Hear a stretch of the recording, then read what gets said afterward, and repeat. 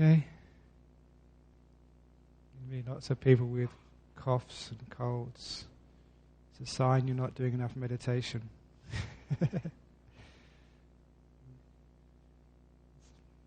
Quite a few people have asked me just during my long retreat, did I get sick or ill during that time? And not really, because when you get lots of deep meditation and get the energies and the bliss and the peace running, sort of just viruses don't stand a chance.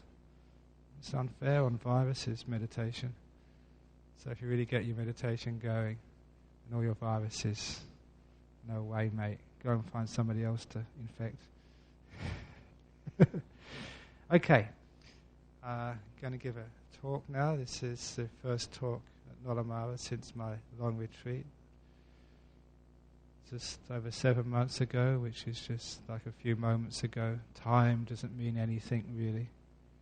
6 months have gone very quickly. I went into a solitary retreat since mid-December and only came out of that on Monday night. And during that time, I never spoke to any human being, not even one word, and didn't see any human being except at a far distance, not close enough to really recognize which monk it was who came to bring my one meal of the day and put it in a box at the end of my path, some, 50 meters, 100 meters from my hut. I left it there, and later on I picked it up, ate my meal, and then put the box back. That's how I lived for the last 6 months, in solitude. There's an old saying in Buddhism by the Buddha himself, what the enlightened ones say is happiness, the world says is suffering. What the enlightened ones say is suffering, the world says is happiness. If anyone dobbed me into Amnesty International, I think the Buddhist Society would go to jail for putting me in solitary confinement for such a long time. Is that supposed to be a punishment in the world? Sending a person into solitary confinement, 1 meal a day, not speaking to anybody. If I remember correctly, in the history of Australia, they used to send the very worst convicts down to Tasmania, to Port Phillip Bay or something. And the very worst of the worst convicts. I think there's one fellow, they wanted to find some way of punishing him, and when the floggings didn't work, when the imprisonment didn't work, they took him to one of the islands off the coast, and they left him there for a couple of weeks as the ultimate punishment. 2 weeks wouldn't have been long enough for me. So can I have a bit more, please? And what the world says is happiness, the enlightened ones say is suffering. What have you been doing for the last 6 months? Some people spend all their money going off to Bali. That's suffering. Or they go off and get married. That's big suffering.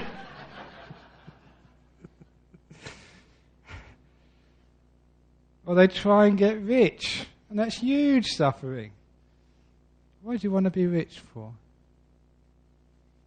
There's another saying of the Buddha, and the more I practice my meditation, the more you see that was such an incredibly wise person, sort of with wisdom which is ageless, which is doesn't matter what culture, what race, what gender.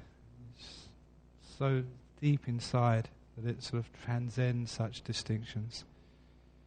You're saying that what wealth is contentment. The more contentment you have, the wealthier you are. You have lots of money. Do you ever find contentment? You just got more things to disturb you, more possibilities to distract you. But in the opposite way, with contentment, you have far more happiness, far more wealth than anybody in the world. That's why that the Buddha said the highest wealth is the highest contentment. So I want somebody from the Buddhist Society to please go and write to, I think it's Forbes magazine, of the wealthiest people in the world, and suggest Ajahn Brahm for top of the list. I'm much wealthier than Bill Gates. What the world says is wealth. So the enlightened one says is poverty. I think that Bill Gates is probably very poor. And all of the wealthy millionaires in Perth are very poor. They're poor in happiness. They're poor in time. They're poor in freedom. But they're imprisoned in their mansions. I was, you might say, imprisoned in my hut. In my hut in Serpentine. I haven't gone anywhere for the last 6 months. I haven't gone overseas. I haven't gone interstate. I've gone into mind. Go inside. Gone in the opposite direction to where most people go. This was my sabbatical after working so hard, building up the monastery in Serpentine and looking after the place here and helping to establish the lovely monastery at Gijigana, Dhammasara, which is historical first in the world, such a forest monastery for women, and helping out interstate in Malaysia and Singapore. Doing all that work is a time for a sabbatical, 6 months off. And there's some person here I have to sort of apologise to, because they said, when you go anywhere for your sabbatical, can I give you the air ticket? They wanted to make some good karma by offering me the air ticket, but I didn't need to have an air ticket to go into my kuti in Bodhinyana Monastery. If somebody offered you a free ticket anywhere in the world for 6 months, where would you go?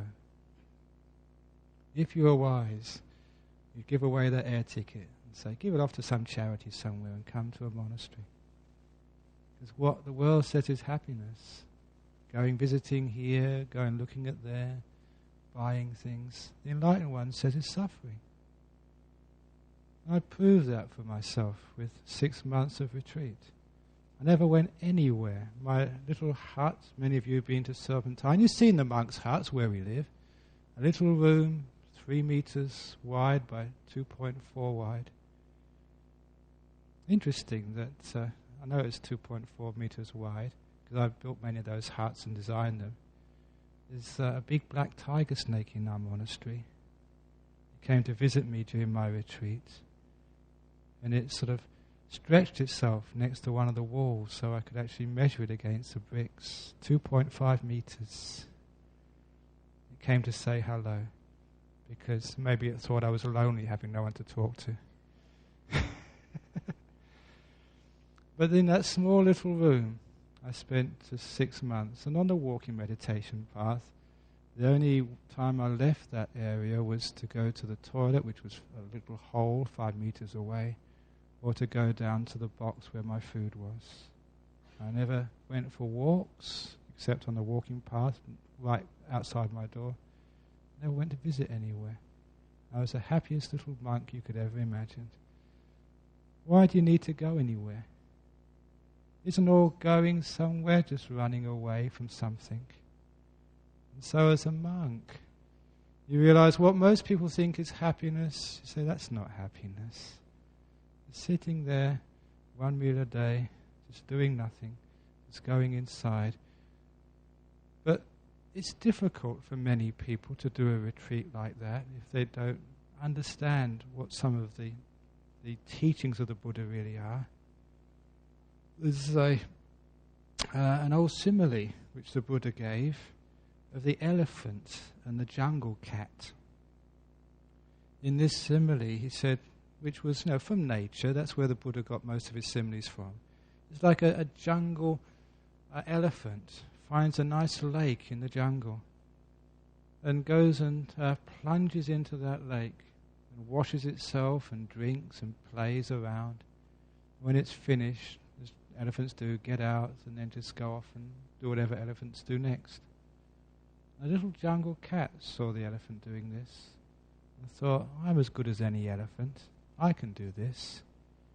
And so the jungle cat dived into the water. Unfortunately, little cats aren't as big as elephants, so he couldn't reach the bottom, nor could the cat swim. And so that little cat was in big trouble. In the same way, the Buddha said, if a person has some understanding of what Buddhism is all about and has some deep meditation, then they can go off into solitude and have one of the most blissful times of their lives. If they're a small jungle cat, you can go crazy or mad, sort of in solitude, which is a difference between sending a prisoner off to an island for 2 weeks and sending a monk into his hut for 6 months.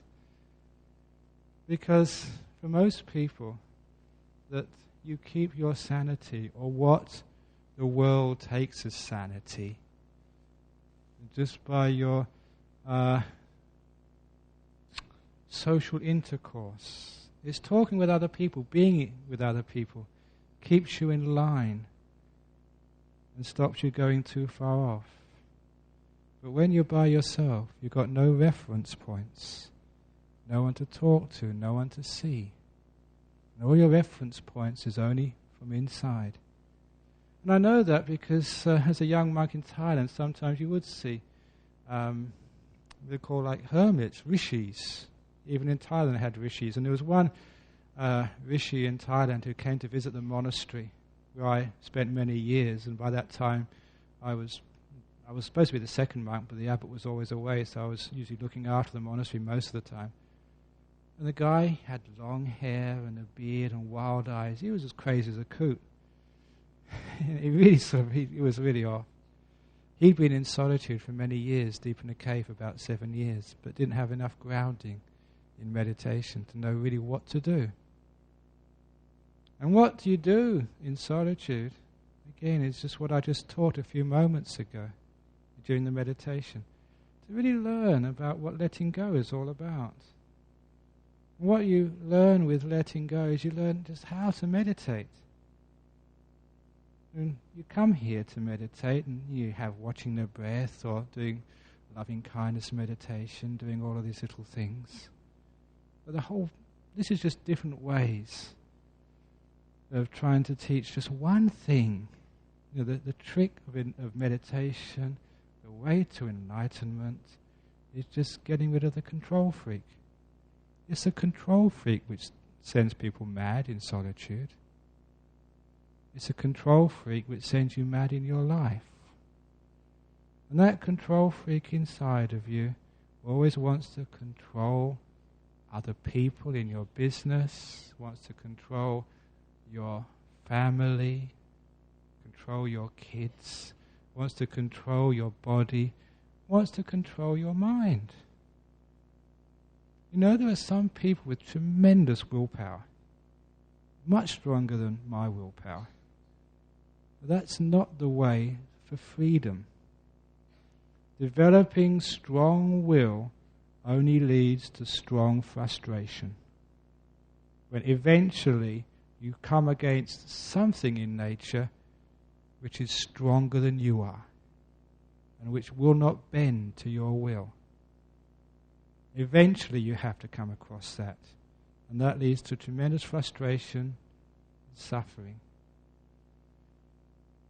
It's much easier to give up earlier. All of you have lived long enough just to know just how much you try to control your life. And has it worked? Have you really just found what you were looking for? And all of the hard work you did at school, and the hard work you put into your relationships, and the hard work you put into your career, and even into the hard work you put into your meditation. Has it really worked? Have you really found freedom yet? There's a big mistake which people make there. They want to be enlightened. They want to be and enlightened at the same time. They want to try to get there. It's all just controlling again. The way the Buddha saw things was a completely different way. Enlightenment is not some sort of heaven realm where you earn by your actions, by your doing, by your making, by your controlling. Enlightenment is something which you earn by letting go of all that, going completely the opposite direction. That's why in the story of the enlightenment of the Buddha, there was a symbolic act which he did just a few days before he sat under the Bodhi tree and got full enlightenment. That was taking his alms bowl, putting it in the stream, and seeing it float upstream against the current. Bowls or anything you put in a stream normally flow downstream. But that was a significant, psychic, strange act which was showing him the path to enlightenment, the path to peace, the path to happiness, going in the opposite direction, the unusual way, the rare way.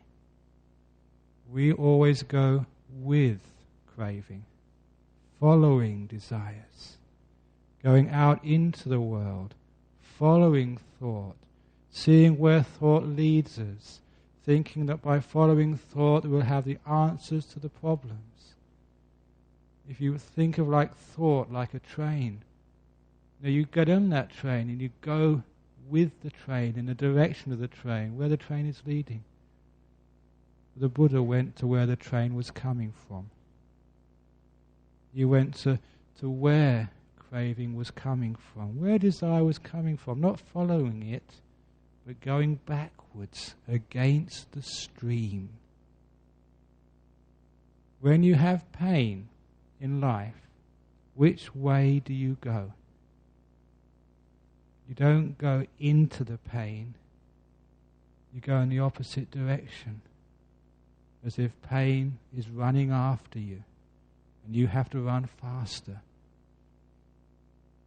But instead of doing that, what the Buddha did, after running away for so long, he decided to turn around and run in the opposite direction, run towards pain. And then pain gets scared and starts running away from you.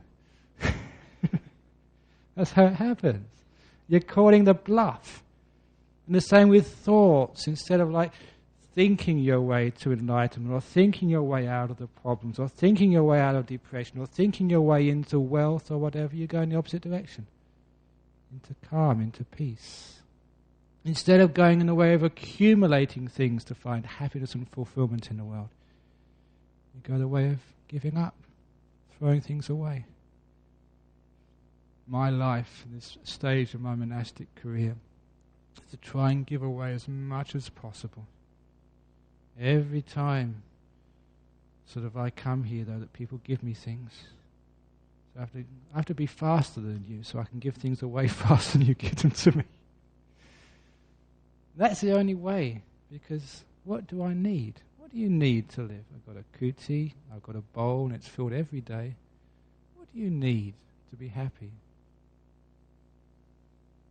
I've got job security. Have you? I've got an immense superannuation fund full of all my good karma. I'm going to be looked after until I'm ancient, until I die. I'm going to have the best medical care. If I get sick, there's many doctors in this Buddhist society who are just hanging out for the time when I'm sick because they can make merit.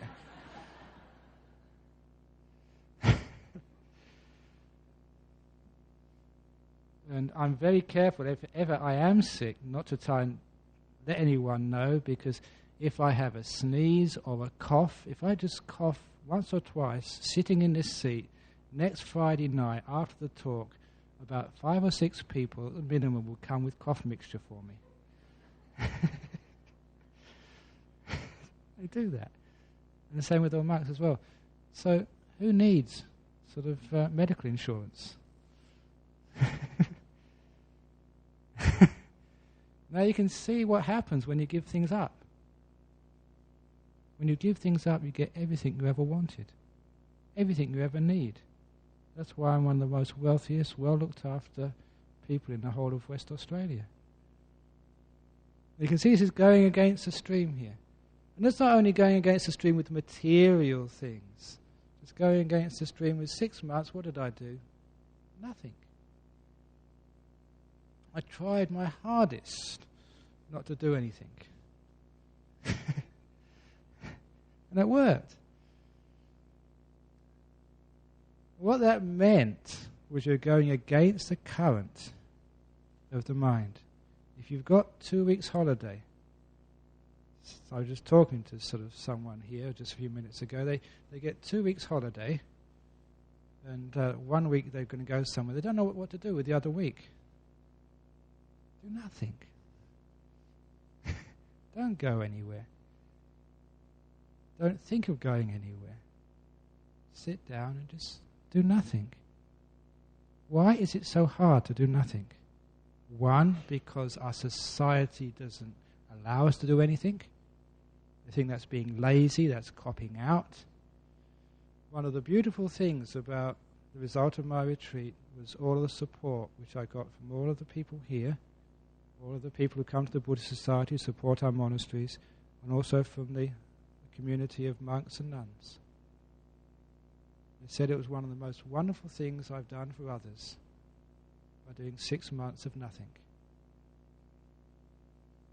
The most compassionate thing. It inspired apparently so many people. I did 6 months retreat, not talking, not seeing anyone, and just blissing out. What a wonderful gift of compassion it was to all sentient beings. Showing a path, showing a way. Sometimes we think to be kind, we always have to do something for someone else. We have to go and help. We have to go and serve. We have to go and help the needy, help the sick, do something for the world. In one of the great suttas, it said the Buddha became enlightened and left samsara once and for all for the ultimate benefit and welfare of all sentient beings. It seems to be one of those statements which doesn't make sense. What do you mean he's just completely left for the welfare, the ultimate welfare and happiness of all other beings? You understand that now. I went 6 months in retreat. That's the best 6 months I've done for other beings. It's the greatest service. If I'd have given a talk every night here and gone and served and helped, it wouldn't have done a fraction of the service of just staying in my hut for 6 months, meditating, blissing out. Creating a path for other monks, for other people, of solitude. All of you may have read some of the religious history of our worlds, of Western culture, Asian culture. We always have heard about like hermits in mountains, sages who lived in caves, people who just left the world for such a long time. I only did 6 months, but I think I qualify for my hermit badge now.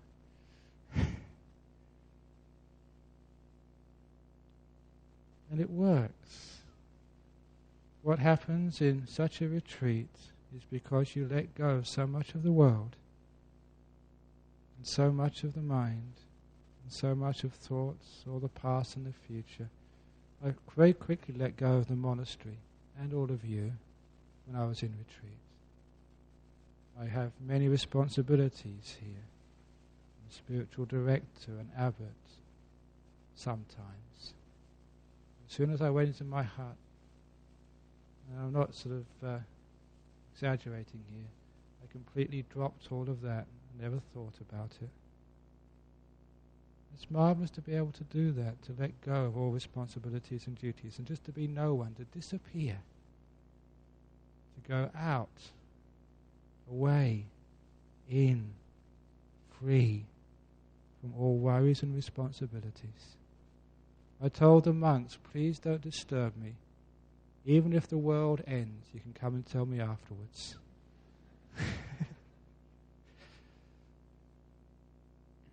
So in other words, don't disturb me at all. And they left me alone completely. The monastery ran very well, and the Sangha ran very well. I don't need to control anything. In fact, the more you let go, the better things run. You've all seen in Perth when the traffic lights fail, then the traffic flows more freely. It's a well-known social phenomena. So when you stop controlling your kids, the kids will behave better. Okay? When you stop controlling your wife, your husband, your partner, they'll be much more amenable to you. When you stop controlling yourself, you'll have much more happiness. Try it if you've got the guts and the courage.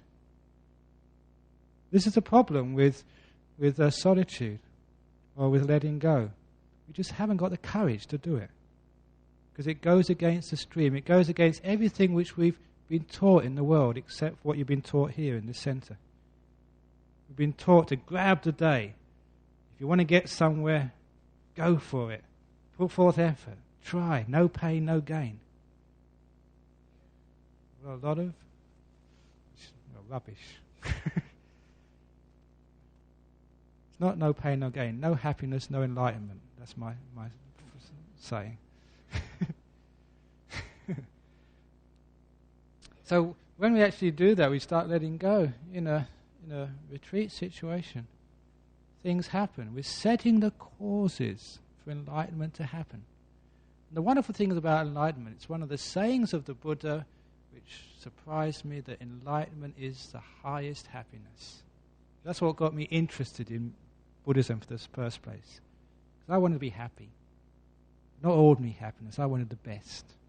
The highest. Let's go for broke. Do you want ordinary happiness or the best happiness? Best happiness is cheaper. It's on special offer from the Buddhist Society of West Australia for the rest of your life. It doesn't cost you anything. I want to go to the ultimate happiness. Nirvana paramang sukhang, the Buddha said. Nibbana is the ultimate, the highest, the deepest happiness. The wonderful thing about sort of solitude, or what I've been doing, is you get closer and closer and closer. You get happier and happier and happier. Bliss upon bliss upon bliss. I don't mind telling people that the last 6 months were the happiest period of my life. By far. I've had some happy experiences before, some blissful experiences before. But this topped it. Some of the experiences in meditation, you can't imagine such bliss just running just right through the mind. Powerful, wonderful. And it all comes from just imprisoning myself in a little hut, saying nothing, eating very little, sleeping very little. Not because I was doing penance. You're not doing this because you're trying to hurt yourself. Just making it natural. Wanted to sleep? Sleep. Eat as much as you want. You just don't want to eat much. You don't want to sleep much. You've got energy, power going through your body and your mind. You don't get sick. You're just as happy as a lark, doing nothing. This is one of the great teachings of the Buddha. When you see monks or nuns putting into practice, or you see lay people getting happy, doing these weird things. I mean, it is pretty weird, isn't it? Just 6 months of not speaking to anybody. 6 months of not seeing anybody. No radios, no TVs. I had some books there. They were suttas, Buddhist teachings, nothing else. I didn't have a whole stack of novels to get through. I wasn't sort of writing to everybody, just getting my correspondence in order. There's no internet in my kuti. I was completely solitude. No one could contact me. I couldn't contact anyone else. The most blissful time of my life. Sort of bliss which no one here has ever tasted. I wasn't born as a monk. I've had sex with girlfriends when I was a student. I know what all those pleasures are like. You can still remember those. Those are tiny things compared to the bliss of meditation. But it's not just for the sake of the happiness of it, because that happiness in the deep meditations, it actually is teaching you something. What it's teaching you is the less you have in your body, in your world, in your mind especially, the less you have in your mind, the more freedom you have, the more bliss you have, the closer to enlightenment you are. Less, not more. As a monk, I've been doing this for 27, almost 28 years as a monk. So I'm pretty clued up about how to meditate and how to work with the mind. I know what to do. When you do it, it all works. And this is precisely as the Buddha taught. You've heard in the ancient tradition, our cultures, people doing this monks, nuns, hermits, completely blissed out in their little caves, eating nothing, and people wonder what the heck they're doing there. But in our traditions, they've always been respected somehow as being wise, somehow being different than the rest of the world, showing a path which you don't learn in universities, showing a path of experience. They're not philosophers, because philosophers are just thinking, imagining. People can write an essay about enlightenment. They can start doing a thesis on the jhana meditations. What a waste of time that is. You can't know those things through words. In fact, they're beyond imagining. That's why they're powerful and they're deep and they're sublime. You only know those things by stopping all that stupidity and letting go. Once you start doing that, you start to understand what life is all about. What is the meaning of life? It's not accumulating. Life is about letting go. Unfortunately, in our world, in our culture, what we do most of the time, we accumulate things. Is it easy to accumulate things? How much does your house cost? How much suffering does that cost to get a house? Getting up in the morning, Monday, and going to work. I didn't go to work for 6 months. Didn't come to the Buddhist society. Didn't teach the monks. Didn't do anything for 6 months. I didn't do anything to earn my happiness. That's why happiness came. It's going in the opposite direction. That takes courage to do that, or just understanding the path, understanding the way, for all the training and the great teachers I've had in my life. Once you start to do that, you start to re-experience what you read about in the books. You start to understand what religion is all about. Sometimes you look at newspapers and this scandal about religion and that scandal about religion. No one believes in religion and people argue about religion and people have wars about religion. That's not religion. Religion is what happens in your heart when you let go. That's when you start to understand what life is all about. All those secrets of life are not in any book. They're in you when you stop, when you go inside, when you let go. What you're letting go of is all those coverings of truth, layer upon layer of wrapping. Our world is a world of marketing. We have our clothes because they're marketed. We go to Bali because of marketing. We do our hair because of marketing. We get married because of marketing. We get rich because of marketing. That's what we're supposed to do. I always wanted to challenge things. I was always a radical when I was a young man. I've told you before about my green velvet trousers, hippie beads, and Jimi Hendrix haircut. I have to try and find a photograph somewhere to let you know. I used to carry those photographs around when I was a monk in Thailand, and whenever any monk got depressed, I would take them out and they would laugh, and that was the end of their depression.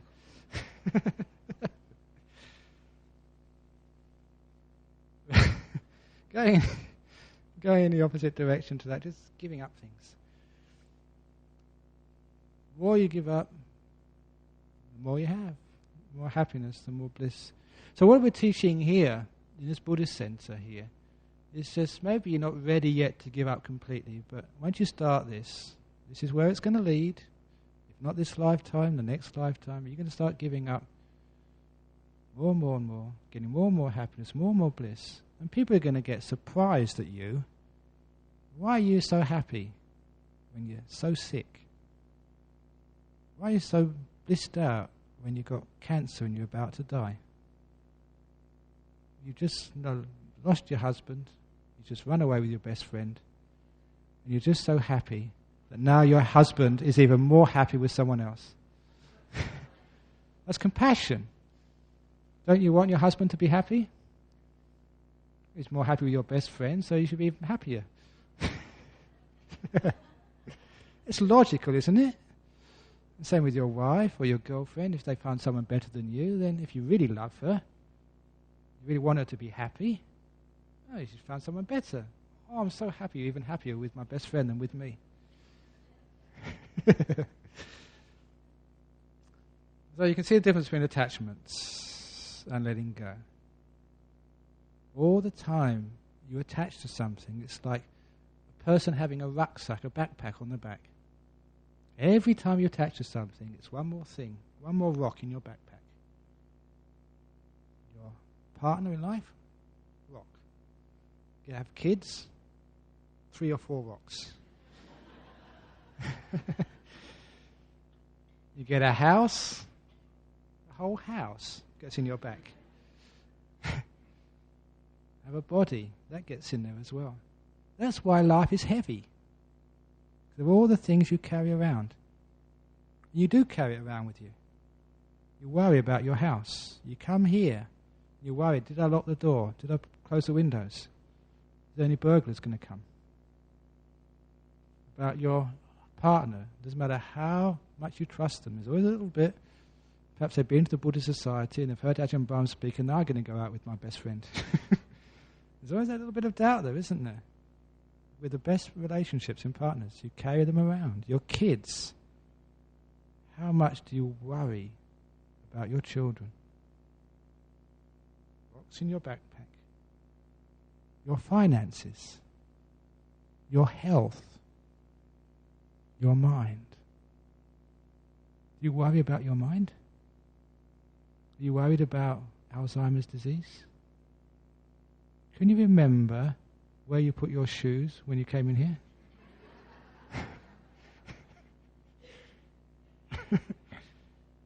It's happening. I know some people, some of my relations, my mother especially, she's just so worried about getting old and getting Alzheimer's disease. And when I was having Alzheimer's, you've got nothing to worry about. You forget everything. Other people worry about it. You don't worry about anything. Why do people worry about that? It's because they're worried about losing what they're attached to, their intelligence. Are you worried when you're proven wrong? You don't want to admit it, you've made a mistake? Why is pride such a cause of suffering in the world? Why can't we just admit we're wrong, we made a mistake? Because we're attached to our illusion of ourselves, another rock inside. When you can let all of that go, you know no one in the world, you're not trying to prove anything, live up to anything, you don't mind being stupid, you don't mind making mistakes, you don't mind getting sick, you don't mind dying, you don't mind being bankrupt, left alone. You don't mind anything, you've let go, you've emptied all the rocks out of your backpack. Then you can dance through life. No burdens. 6 months, my backpack was empty. Just the backpack got thrown away. Not carrying anything through life. Of course, that's bliss. Try it and see. Once you start trying, you say, why haven't I done this before? Stupid the way I've lived my life, just collecting more rocks from my backpack. So when one starts to practice the way of letting go, the way of meditation, the Eightfold Path, renunciation, not worshipping something or a god or trying to think you're going to get to heaven in some future life, doing it now, where you've got a chance to see if it's true or not true. Little by little you find more and more peace, more and more happiness, and that gets more and more blissful, more and more powerful, more and more close to going out completely. I given a simile to the monks some time ago.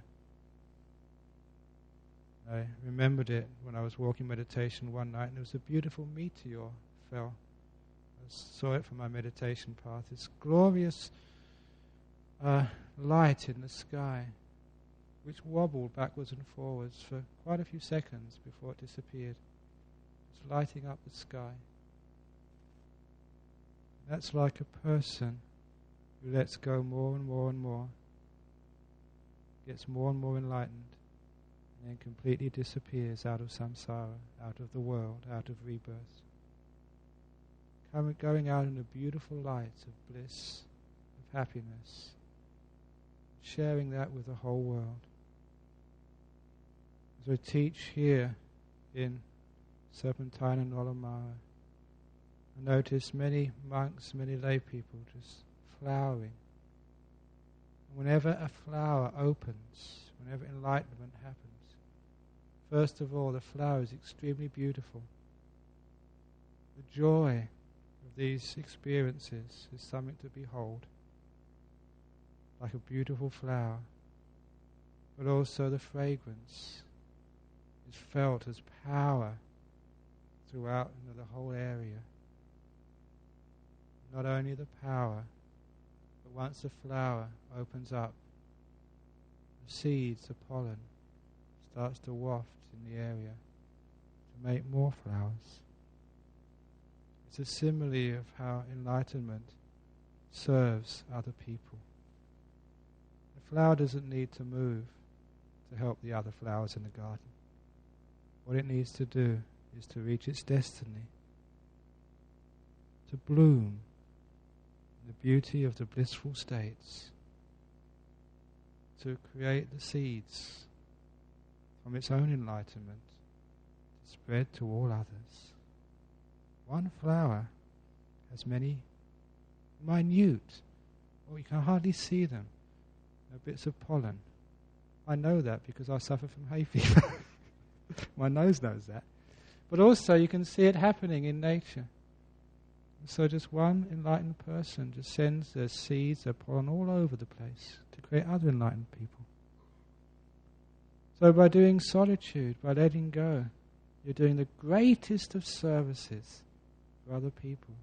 You're opening up like a flower, blooming, blossoming, joyful, fragrant, and your pollen is going all over the place to help all other beings. What you're giving them, how you're serving them, is not trying to help them sort of overcome this particular sickness, because many doctors do that. They work so hard to heal someone, and then that person goes and gets sick again. How ungrateful. Because that's what happens with sickness. You can help them a little bit, but then they get better. They get sick again. Or you try and help a person sort of financially, but then they sort of end up losing it again, or it's never enough. If you help a person like through the mind, through the heart, if you help a person to know how to let go, then you've helped them properly, fully. You've helped them on the path to full liberation. And your bliss eventually becomes their bliss. One of the things which I recognized on my retreat is just, it doesn't concern a person. This is like just a process. Our monastery at Serpentine is a factory. It takes in the raw material, the Vanagarikas, and it turns out enlightened monks. And those enlightened monks draw more raw material in as the process continues.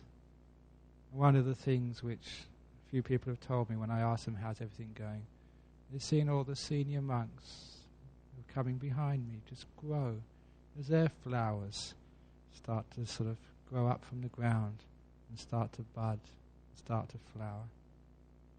You can see this happening in all the lay community who have been here. This Buddhist society has been, here I think almost 20 years. 30 years I think the Buddhist society almost. Next year will be the 30th anniversary of the Buddhist Society of West Australia. The monks have been here for about 20 years. And in that time you've seen not just growth in numbers, that's not important. Not just growth of facilities like big monasteries or big temples in Nolamara, that's not important. But the quality of the monks and the people who come and sit here on a Friday evening or go to the meditation retreat, that's what's important. That's what impresses me. Not the sort of temple outside, but the temple inside, which is growing and growing and growing. You're seeing that where Buddhism is not in the temples, not in the priests, not in the the numbers. You've got the census results were out recently. I was just trying to find out exactly what the results were, but it doesn't really matter about the numbers. It's a quality. And many of you have been coming here long enough to have seen it in your own hearts, in your own practice, what this has done for you. That's why you keep coming back year after year. It's that quality which is really impressive. So I've done a 6-month retreat, not just for myself, to try and open the way for the next month to do a long retreat in solitude. For you, listening to me now, one day, to go into a hut, 6 months, speaking to no one, just having your food brought to you, letting go of the whole world, and experience the same bliss which I felt. That's my wish for you. And that's what's going to happen one day. And then you'll know what the meaning of life is. And that meaning of life is pretty special. And one of the nicest things about it, it's not just an intellectual idea which you share with your friends. It's a bliss which you share with your friends. A power which you can spread out to other people. That's what you can share. Spoken many words tonight. But those words are just the packaging of what is underneath those words that I've been trying to spread while I've been giving this talk this evening. For 6 months I haven't talked at all. I gave a talk on Wednesday night to the monks at my monastery. And now Friday night to you. It's only 4 days I've been speaking. So I have to apologize if what I've said is not articulate. My poor old brain is working as hard as it can to reconnect all those connections which have gone extremely rusty. But I don't care, because it's not the words, it's hopefully what I've conveyed this evening is where it's coming from. May that be an inspiration to you. May it sort of uplift you. May it show you, not through convoluted words, but through the feelings, the power, the energy, where this Buddhism leads to. The happiness experience of your life, 1,000 times, mega times, more than you can ever imagine. May that be your happiness.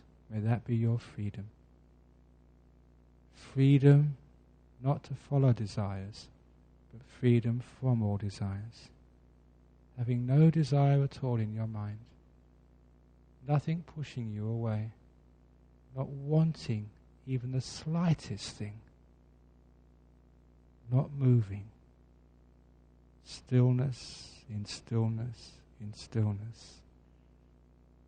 As being still, the whole world starts to disappear. Layer upon layer. All your past just vanishing. Future vanishing, going into timeless. I was having great confusion the last couple of days, finding out what day it was after 6 months, just knowing not where I was. And I found out that I had a calendar next to my seat. Someone had turned it on to July rather than June. I was confused enough as it was without having the wrong calendar sheet in front of me. Just letting go of all time, seeing all that vanish into timelessness, into ownerlessness. I had nothing in the whole world. I had no friends, no family, no other monks. One of the monks I saw put food in my bowl. He was actually, I told him, it's Venerable Abhaya. He's a Sri Lankan monk. I couldn't really see the features of any monk, so I was too far away, but being a Sri Lankan monk, he was dark-skinned. So, that's a dark-skinned monk. So I know him. I couldn't think of his name. I was very proud of that. I'd let go so much I couldn't. I told him that, and he sort of scowled at me. I apologised afterwards, and he laughed because he realised what I was doing. All those perceptions go. He's a great friend. I ordained him as a monk only a few years ago, and forget everything. And this is, you let go of all these past perceptions and all these memories. You have so much freedom. You let go of your body. I was saying I had very good health, but I did have some back pain towards the end of my retreat, simply because I was sitting for so many long periods. It's interesting, somebody asked me just afterwards in Serpentine, said, did the days drag by? Just were you bored? So absolutely not. The time went so fast. You got up in the morning, you only slept a couple of hours, a few hours, and because you had so much energy. But probably much less than you sleep. But all that time with nothing to do, it just flew past. It's interesting, I realised why when somebody asked me, is because I was sitting for long periods, a couple of hours or more, and then you sort of get up and change and walk for a long time. So I actually didn't do many things each day. Sort of 7 or 8 things. If you actually listed what I did, sit meditation, then get up to walk, then sit, have my meal. That's already the morning gone. In the afternoon, sit, meditation. So there's only about 6 or 7 things I did all day. That's why it flew past. It's not so much, it's like how many things you do, the changes. If you change a lot, do many things, always moving, a number of movements in a day, make it a long day. If you don't move very much in a day, you sit for long periods of times, absolutely motionless, then just get up and change and just walk for a long period. You don't do many things. Time goes quickly. Time is change. The more there's changing, the faster you go, so the slower, the longer the day is, the longer your life is. Not long, lovely, but long, unpleasant. This is an interesting sort of perception which came up. That's why the days, as soon as you got up, then you were going to bed again. 6 months just went by so quickly. So this is actually part of the perception of time. And very beautiful, very happy. So it's difficult for me to string the talk together this evening, but I try my very best. Hopefully you've got some of the bliss which I've experienced in the last 6 months. And again, my gratitude to you all for all the support, especially the support of just leaving me alone. That's the most wonderful thing that you've done for me in the last 6 months. Thank you very much. Are there any questions anyone would like to ask, or any comments? Yeah, thank you.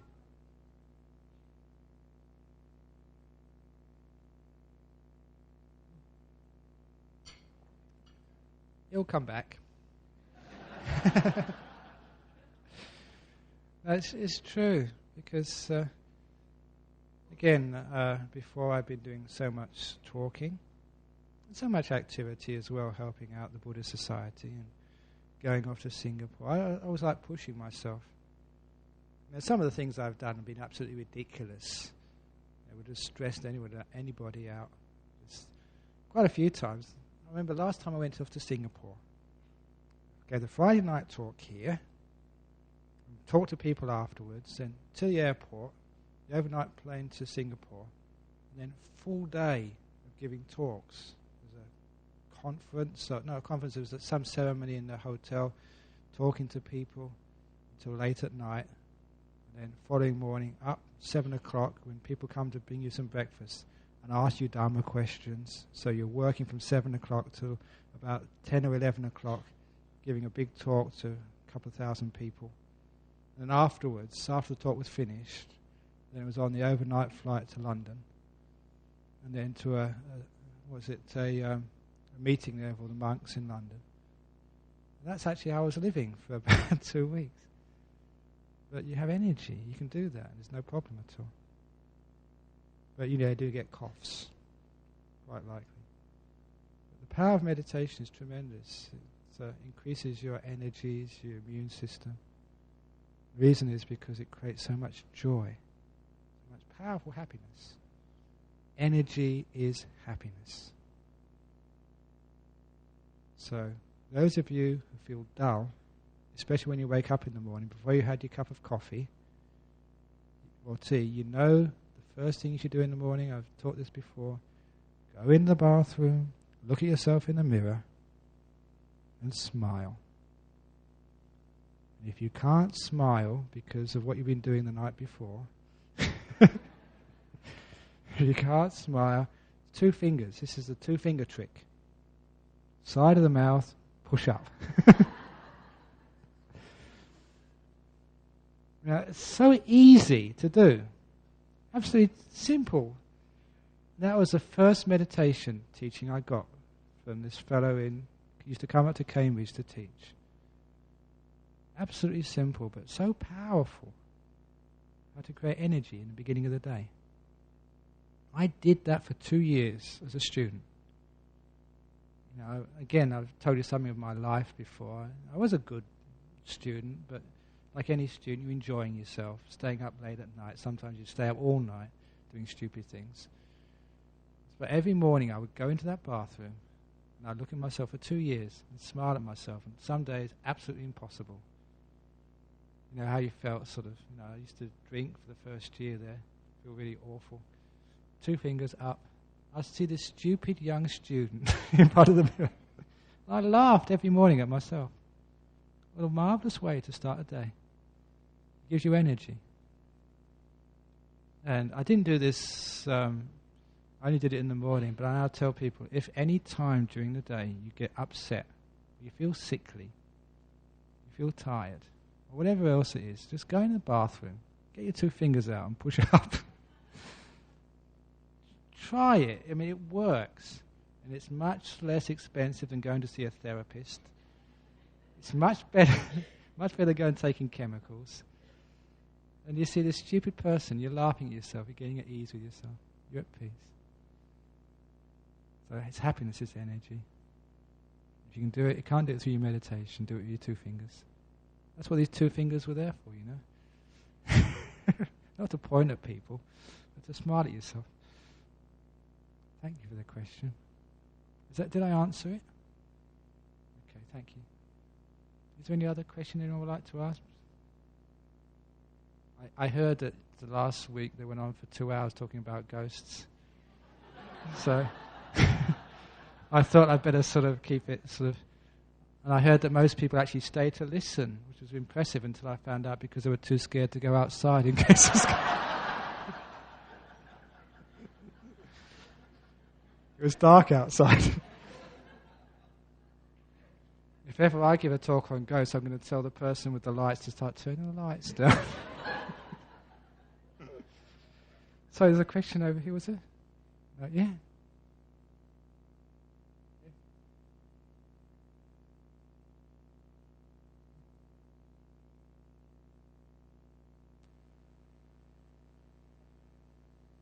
Oh, yeah.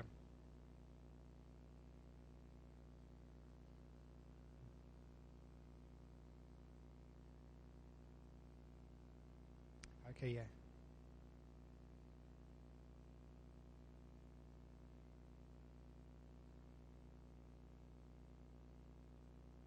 It's an interesting question because this is my area. That's where I grew up as a monk. I know those monks very well. And that biography, it's Ajahn Brahm's biography. He was a great monk. Number one, the translation which you see here was not a good translation. Just after it was done into English, I visited Ajahn Mahabua, and one of the first things I was told is that translation, tell people that so much has been added there. It's not actually what even Ajahn Mahabua said. So that's number one. And two, I went to many other teachers, great monks, who were also disciples of that monk. They said that was actually Ajahn Mahabua's perception of it. That was his slant on it. But the other one said Ajahn Brahm was the most happiest, the most kind and compassionate person you could ever meet. He was like a mother to every monk.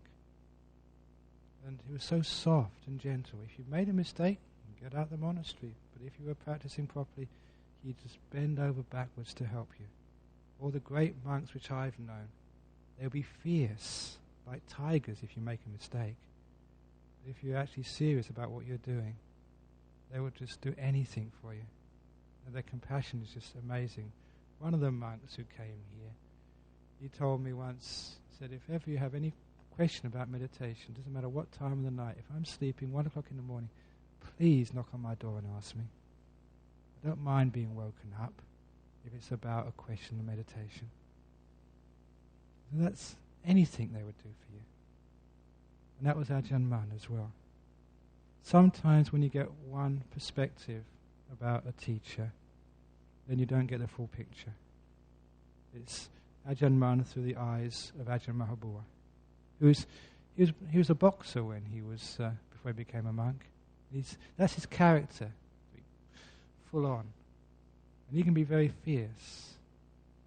But I must say, in my experiences of staying with him for a short time once, I was sweeping in his monastery. I'd only just arrived there, and I'd got the time wrong.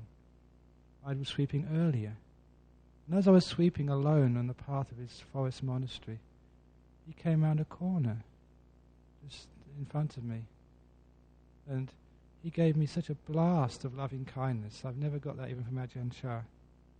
He said in the most kindest of words, I was sweeping wrong. I was sweeping the leaves to the side of the path, which was creating ruts in the sandy store. He said it with such amazing kindness. He said, don't sweep to the edge. Sweep to the centre, because then it won't make a rut. I can't sort of get up to his standard. But he said it in such a wonderful way. I just melted. And that was the fiercest meditation teacher in the whole of Thailand did that to me. So, I've seen both sides of those teachers. And to see that they had a very happy time. Ajahn Chah was always laughing. That's why people used to like to be around him. He would tell jokes.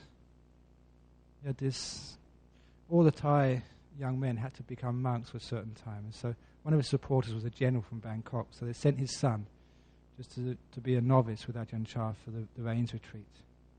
And being the son of a general in Thailand, generals in that time, the military regime, that was about as high as you can get in society. So they were very rich. So this guy was so fat. I mean, he's only sort of in his early 20s. He was really overweight. So I remember being in Ajahn Chah's hut once, and Ajahn Chah was making the monks just fall over laughing and say, be careful of the trees when you walk through the forest. I don't want you to push any over. And things like that.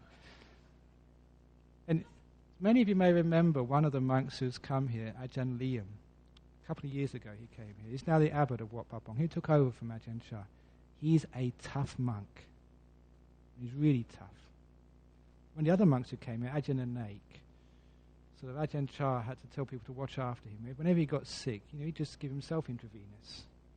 No sort of anaesthetic, just bung it up in his arm, find a vein, and put it in there. These are some tough monks.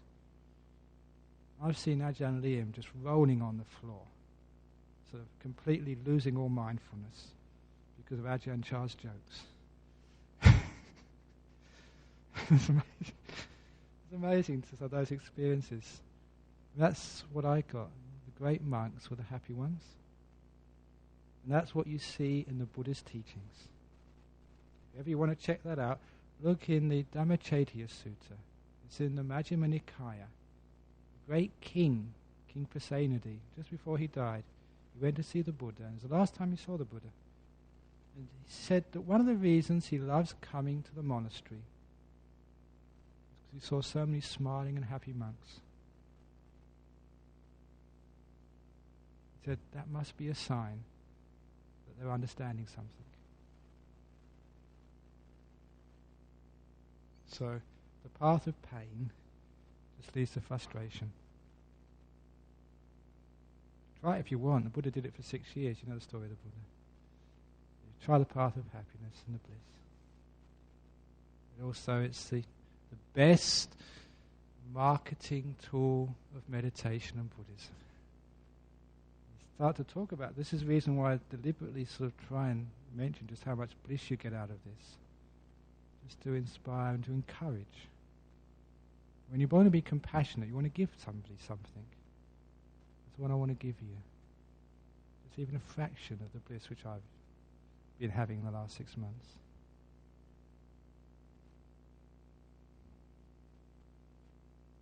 Okay, I think that's probably enough for now. Oh, Eddie. Yeah, come on, good old Eddie.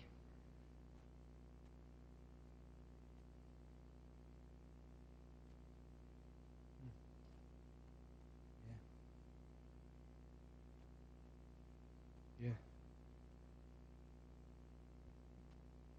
I've been working very hard. So I'm glad some of it's getting through.